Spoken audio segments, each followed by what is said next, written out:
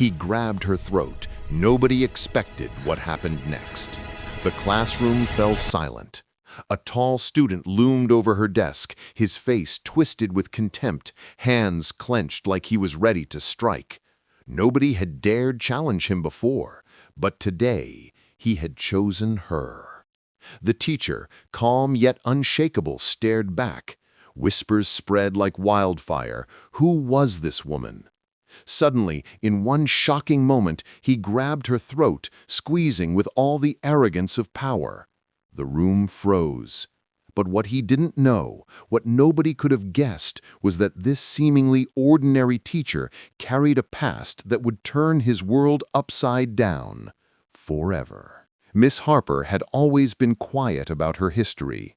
To her students, she was simply their math teacher, patient, disciplined, and firm but fair. Behind the calm demeanor, she carried decades of stories etched into her muscles, scars, and mind. Before this classroom, she had served in the military, traveling to places most people only read about, facing dangers that would make ordinary fear seem trivial.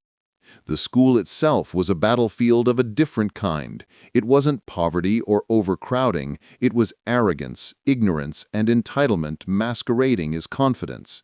In her first week, she noticed patterns. A few students bullying others, subtle microaggressions whispered behind backs, and at times, outright disdain for her authority. But Miss Harper never reacted impulsively. She observed, she learned, she waited. And then came him. Marcus, a student with a perfect record on paper, but a simmering streak of disrespect that everyone tolerated. He tested boundaries constantly, challenging teachers, mocking rules, and inciting whispers and laughter from classmates. But when he set his eyes on Miss Harper, it wasn't just rebellion, it was disdain fueled by the color of her skin, and ignorance so deep it made the classroom walls feel smaller. That day the tension had reached its breaking point. The air felt heavy, as if the room itself sensed the collision of two worlds, one forged in discipline, courage, and experience, the other born from entitlement, arrogance, and disrespect. And the moment Marcus decided to act, every student, every whisper, every heartbeat hung in suspense, waiting for the storm that no one would forget. It started with subtle provocations. Marcus tossed a pen on the floor, pretending to trip, laughing when she bent to retrieve it. He whispered insults just loud enough for her to catch the edge of them, smirking at the discomfort in her students. Miss Harper didn't flinch. Her eyes were steady, calm, calculating. Every movement was deliberate, almost like a chess master waiting for the right move. Then came the shove. A chair knocked over, a cough from the back of the class. Marcus leaned in closer, his hand gripping her throat. Panic surged through the room like electricity. Students froze, unsure whether to intervene, paralyzed by fear and shock.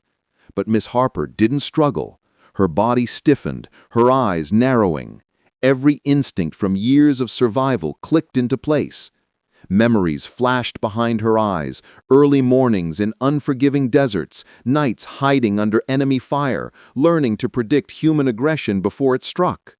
Marcus's arrogance was nothing new. She had faced men trained to kill with the same overconfidence, the same misplaced bravado. The difference was, this was her classroom, these were her students, and she would not allow anyone, especially someone blinded by ignorance and privilege, to threaten that. The air thickened. Marcus tightened his grip, thinking victory was at hand, thinking he could dominate. But the calm, precise movements of Miss Harper were deliberate. She leveraged her weight, a subtle shift, a controlled motion honed over years of training. 1 second, the classroom held its collective breath. The next, the tables had turned. Marcus stumbled backward, shocked, disoriented, unable to comprehend what had just happened. Students whispered in awe, disbelief painting their faces. No one had expected the quiet teacher to possess such strength, such authority, such presence. Miss Harper stood tall, chest heaving, eyes locked on him, not with hate, but with unwavering discipline. In that room, a lesson far deeper than math was unfolding. Respect was earned, arrogance had limits, and courage often came from experience invisible to those too young to see it. Marcus's anger flared like wildfire. He lunged again, but this time Miss Harper didn't flinch. Every movement was deliberate, every action controlled. She guided his momentum, using his strength against him, just as she had learned in training. In moments, the classroom had transformed into a stage for a silent battle of wits and willpower. The other students could hardly watch. Fear, awe, and relief intertwined in a tangle of emotions. Marcus stumbled, realizing he was no longer in control. The confidence he wielded so freely moments ago was gone. Miss Harper's presence dominated every corner of the room, a force beyond simple muscle, rooted in years of discipline, strategy, and resilience. Then came the final, decisive moment. With a fluid, almost invisible motion, she neutralized the threat, ensuring no harm would come to herself or her students. Marcus collapsed to the floor, stunned, humiliated, not by anger, not by punishment, but by the sheer force of someone who had mastered life's harshest lessons. The classroom was silent. Every breath seemed loud.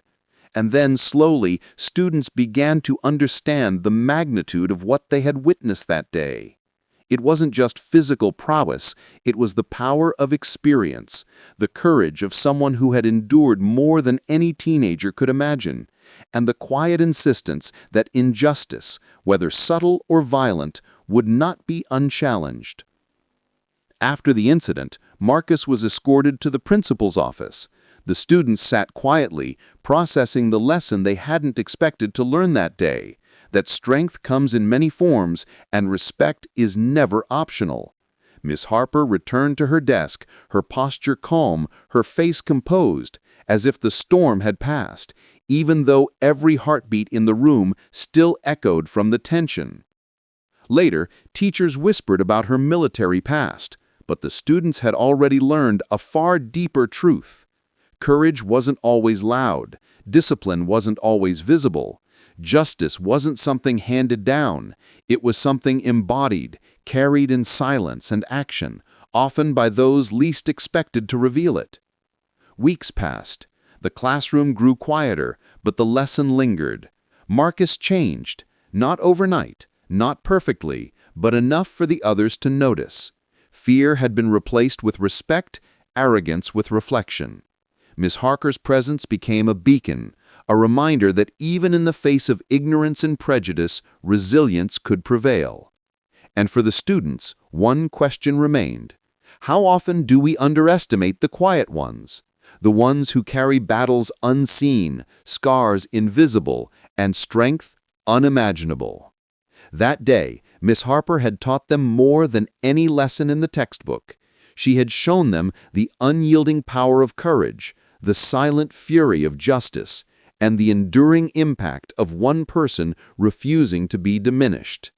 In a world too often blinded by color, status, or appearance, her story was a stark reminder. True strength isn't proven by dominance. It's proven by integrity, resilience, and the courage to stand when the world expects you to fall. What would you do if faced with such injustice? Could you find the courage within yourself to stand unshaken?